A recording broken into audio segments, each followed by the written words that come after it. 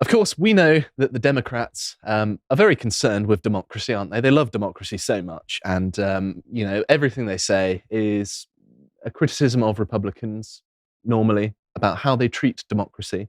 And because they love democracy and following the rules and the systems of government just so much, they're known for it, really, aren't they?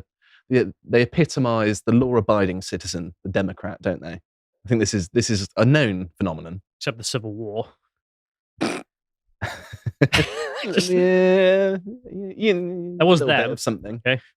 But I wanted to look at their reaction to the Supreme Court case Trump versus Anderson, which most people probably know as Trump being struck off the Colorado ballot for the presidential election, which it turns out is not constitutional. And we're going to have a little look at that just so we know the background, so we can be informed when ridiculing the left for being unhinged. So this actually did get struck down in the end?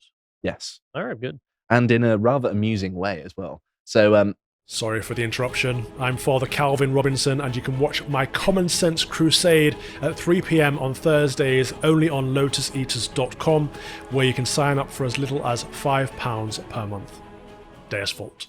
Here is the Supreme Court document that they put out after the ruling. And there's an extract from this which pretty much summarizes the whole case in a pretty concise way. And what I find funny is their summary of why they came to the judgment, which is hilarious to me. But it says, a group of Colorado voters contends that Section 3 of the 14th Amendment to the Constitution prohibits former President Donald J. Trump, who seeks the presidential nomination of the Republican Party in this year's election, from becoming president again. The Colorado Supreme Court agreed with that contention. It ordered the Colorado Secretary of State to exclude the former president from the Republican primary ballot in the state and to disregard any write-in votes that Colorado voters might cast for him. Former President Trump challenges that decision on several grounds because the Constitution makes Congress, rather than the states, responsible for enforcing Section 3 against the federal office holders and candidates. We reverse. So, yes, it is not the state's responsibility to enforce the Constitution. It is a federal thing, I think, at least in this instance here. And so they reversed it unanimously, 9-0. So here is the 14th, this is Section 3 of the 14th Amendment. And it's basically talking about insurrection and that sort of thing, and rebellion. And one interesting aspect of this is that they didn't really comment on this part of it. They just said, no, actually, the states can't determine this. They didn't comment on whether they thought Donald Trump actually carried out an insurrection. And I would be very surprised if they would even agree with that, because the legal definition is not, you told people not to go into the building and break the law. So this is why I found this interesting, because, of course, the Supreme Court doesn't give a crap about the Constitution if you're a Democratic Supreme Court judge. They never have. It's just pure party politics. Mm-hmm. They tend to the idea that they voted with the Republicans to say, no, this is bollocks. Mm-hmm. The Supreme Court tends to be one of the least partisan areas of American government at the minute. But, come on. I don't agree with that. What are you on about? Of course they are. Partisan. They are partisan, sure. But they're one of the least partisan parts of the government. If you're talking about the legislature, the presidency, and the Supreme Court, you get people going against their appointees. Like, you've had appointed judges rule against political pushes by the presidencies who've appointed them because of their legal interpretation. I don't want to get into a whole argument about this because we'd be here forever. But it is also pretty pointless to the story we're talking about today. Yeah, I just found it interesting that even they sided with the Republican judges on this. Mm-hmm. I assume it's because, as you say, it's a question of, should this be for the states to decide or us? And they just went, no, bugger off. Yes, that's pretty much it, yeah. Okay. And it's been amusing to see some of the fallout of it. So here's one of the justices, one of the most recently appointed ones. I can't remember how to pronounce her name, so I'm going to butcher it anyway. But the diversity hire. Yes. Biden vowed to nominate a black woman, and he said this is exactly the quote here. While I've been studying candidates' backgrounds and writings, I've made no decision except one. This was January of 2022. The person I nominate will be someone with extraordinary qualifications, character and experience and integrity, and that person will be the first black woman ever nominated to the United States Supreme Court. It's long overdue in my view. Well, you've got women in the Supreme Court before this, and you've got black people in the Supreme Court before this. So them being a black woman, I mean, it's kind of a bit pointless. You've got both criteria already covered, but never mind. It's intersectionality and the oppression calculus. That's true. But have we have a disabled black lesbian woman yet? Well, we know who's next. If you're a disabled black lesbian woman, get into law and you'll be in the Supreme Court in no time. But she was appointed. Here she is, Ketanji Brown Jackson. I don't know how to pronounce her first name. But yes, even she, who was appointed by Biden, voted against Biden's interest, which kind of indicates that the law is pretty resounding on it, doesn't it?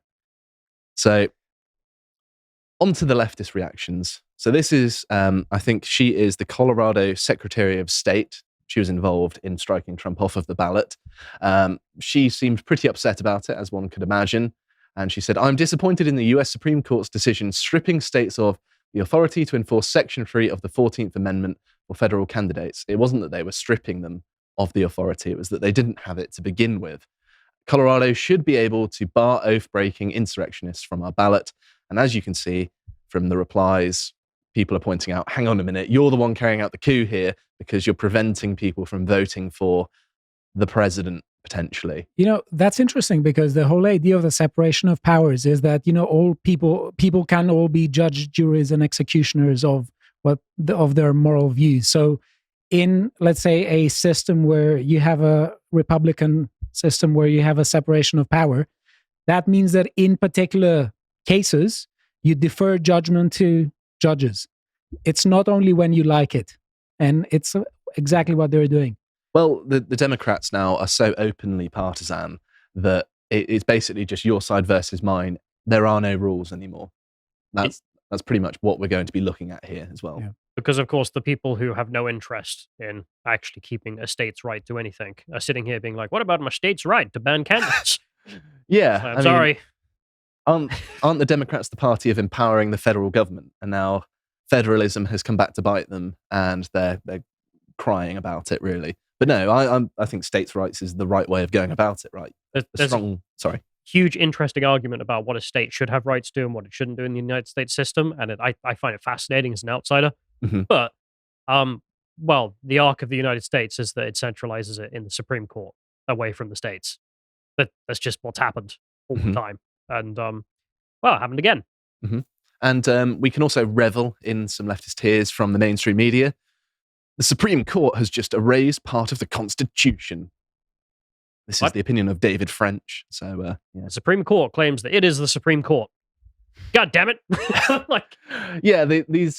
The bending of reality here. I mean, the Supreme Court is the ultimate determinant of the Constitution. They don't erase the Constitution. Robert E. Lee publishes "The Supreme Court have stolen our rights." Maybe you got a case, Mr. Lee, but that's over. And also the Atlantic, not one to leave the New York Times to say stupid things. Here they are. The Supreme Court is not up to the challenge. The challenge of what, Atlantic? You mean being partisan hacks? I don't know. I think actually they're one of the institutions that aren't entirely captured yet, to be honest. I mean, the existence of Clarence Thomas alone. I think the same, yeah. I agree with you. Mm-hmm.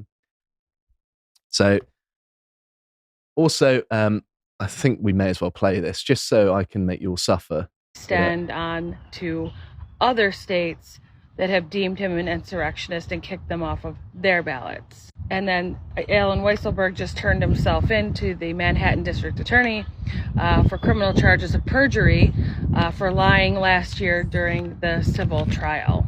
I mean, I'm home with my daughter sick today, so I'm just going to sit on the couch and watch the news, the bad news, roll in today. So the reason I point this out, and this is something that has been doing the rounds, is they just don't get it. They're like, but he's an insurrectionist, though. Because, of course, they've bought into the propaganda propagated by the Democratic Party in the media that Trump carried out a coup.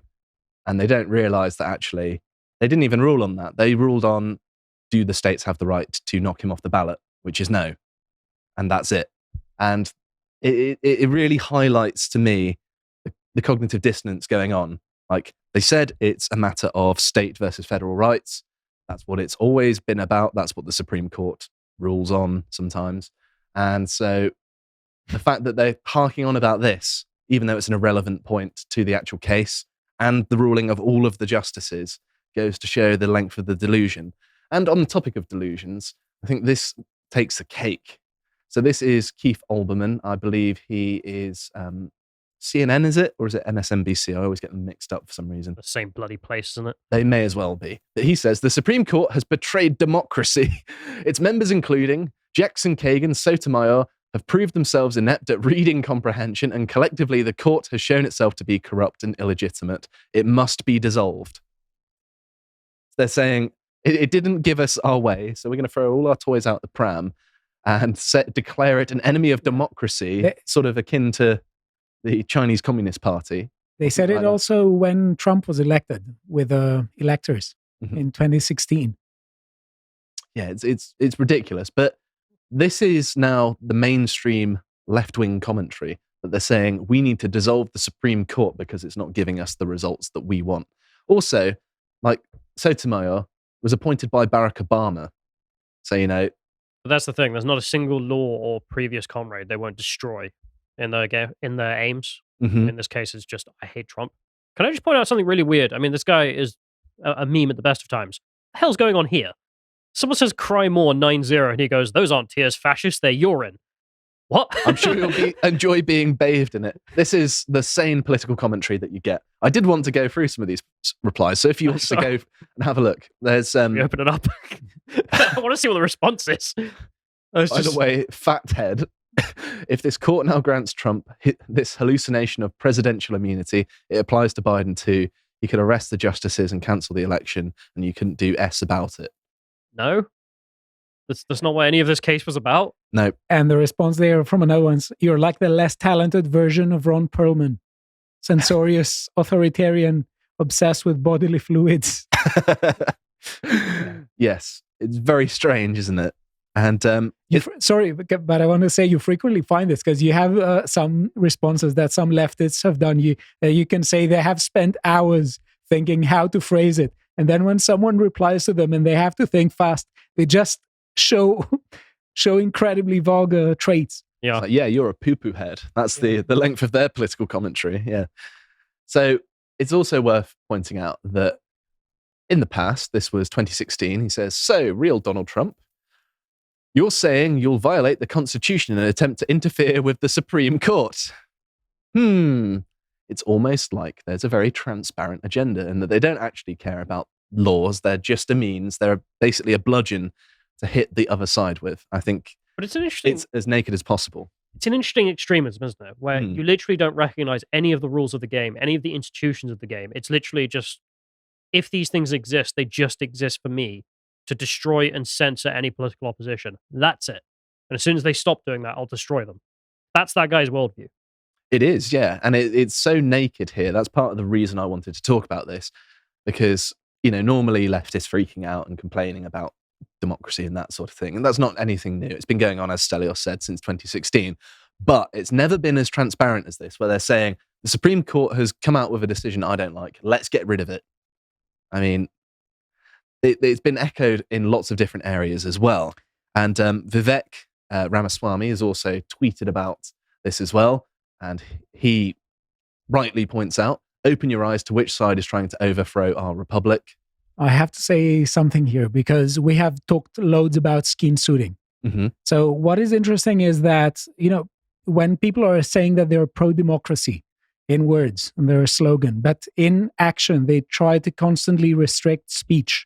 They restrict public dialogue over the most important things. So that actually shows that they are the danger, because you can't have a democracy without public dialogue. And they're completely trying to destroy public dialogue. Yes. So what you're saying is democracy basically means doing what you want. I'm saying that these people claim themselves to be Democrat where they are not. And I speak as a Republican in that, because I think Republican systems are better than, let's say, direct democracies. Yeah. Monarchy. But anyway, here's some more. This is Glenn Kirshner.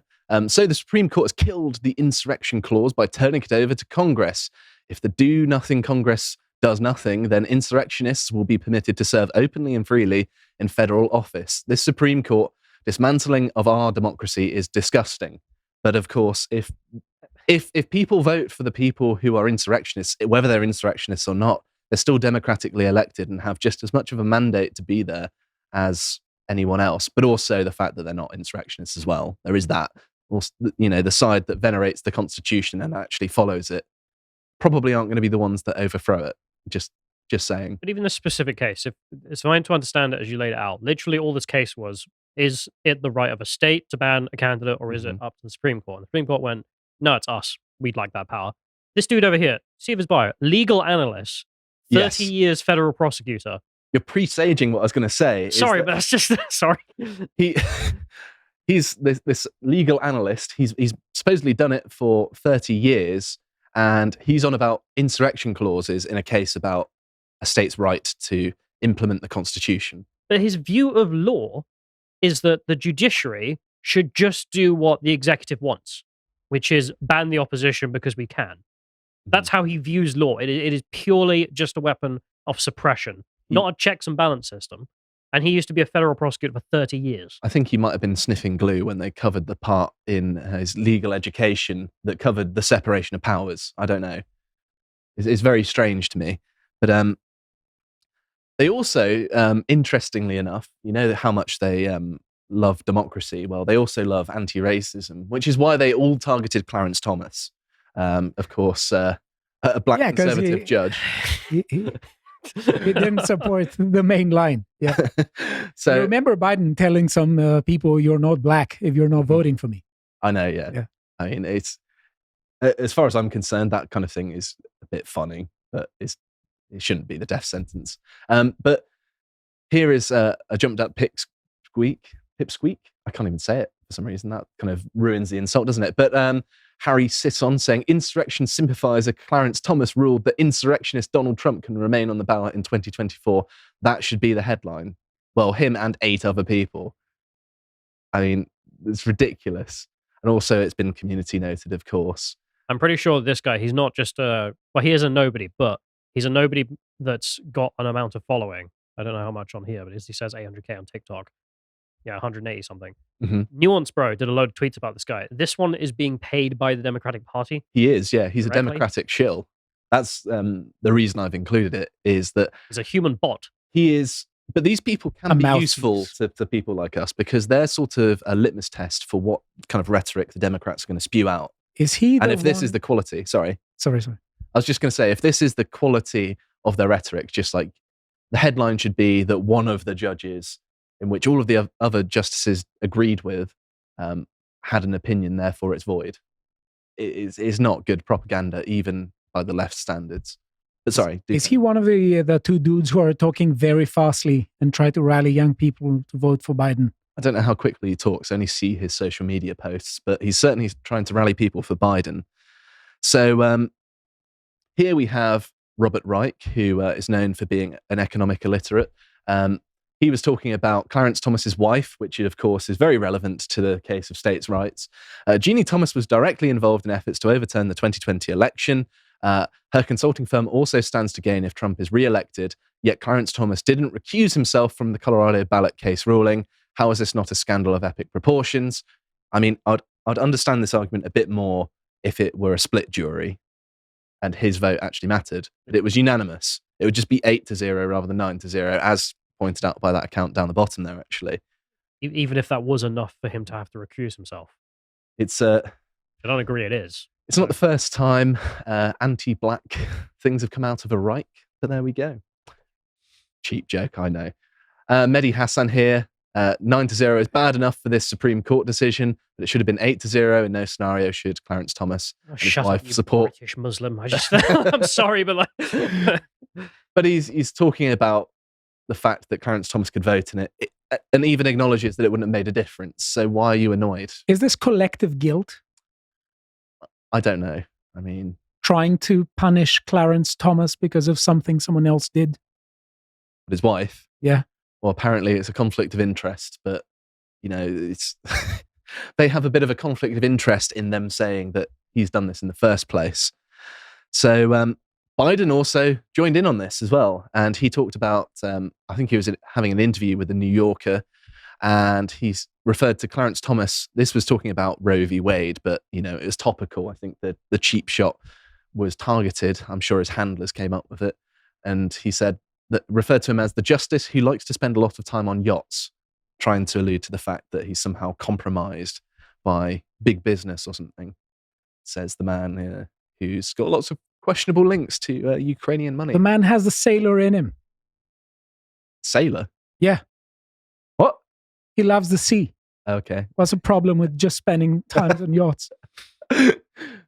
Stelios is very passionate. Oh, what's going on here? Just let John fix his thing. But Okay. You do make a good point, which is, it is interesting that there's the 9-0 vote, and their only commentary is, I hate Clarence Thomas. Mm-hmm. It's like... nobody mentioned him. He was one of 9. It's like they've not really realised what political discourse is meant to be. It's just like them screaming in a corner, soiling themselves like a baby. And normal people are having a conversation about what actually happened in reality. But that's their default state, is to just be like, the race trader did this. That's what it amounts to, isn't it? They're annoyed that a black person can be siding with the Republicans. That's what it amounts to at the end of the day. And I found this amusing. This is Sonia Sotomayor. I'm not sure when this was, but this clip has been doing the rounds. And she's talking about how nice a guy Clarence Thomas is. By the way, she was appointed by Barack Obama. She's a Democrat, and she acknowledges at the start that Clarence Thomas disagrees with her the most out of any justice. With him more than with any other justice. And yet, Justice Thomas is the one justice in the building that literally knows every employee's name. Sorry, there's an annoying thing. I couldn't find the original clip. So when you're walking with him and say, is your son okay? How's your daughter doing in college? He's the first one that when my stepfather died, sent me flowers in Florida. He is a man who cares deeply about the court as an institution, about the people who work there, but about people. I mean, if the person he disagrees with the most in the court is saying that about him, that he's the person who's most likely to be nice to people. And yet, yeah. Is the focus, and in almost like an instinct, the focus of hatred of everyone outside of the court. Mm-hmm. That's unusual. And I thought it would be interesting to end on this, that this is, typical Trump stuff. Not necessarily anything to write home about, but he says Joe Biden is the real threat to our democracy, says Donald Trump, which I agree with, funnily enough. And this coincides with this story, that the Biden administration admits flying 320,000 migrants secretly into the US to reduce the number of crossings at the border. Of course, this is also going to win them voters, which is kind of... So they brought in 6 million illegals over the southern border, and then there's another 300K they brought in. Yeah. Yes, and so they're basically sprinkling all of these people all around who, they're going to remember that Biden did this, and they're going to vote for him if they're voting at all. And, I mean, if you're talking about democracy, well, just importing in a bunch of foreign people so that they'll vote for you, I mean, isn't that kind of a threat to democracy? I think it probably is. If you appreciated that episode from the podcast of the Lotus Eaters, you can go to lotuseaters.com to get access to all the premium content that's on the site, such as the Epoch series, this episode on Leonardo. If you'd like to find out what else is being put out, you can follow on Twitter at lotuseaters_com on Twitter. Thank you and goodbye.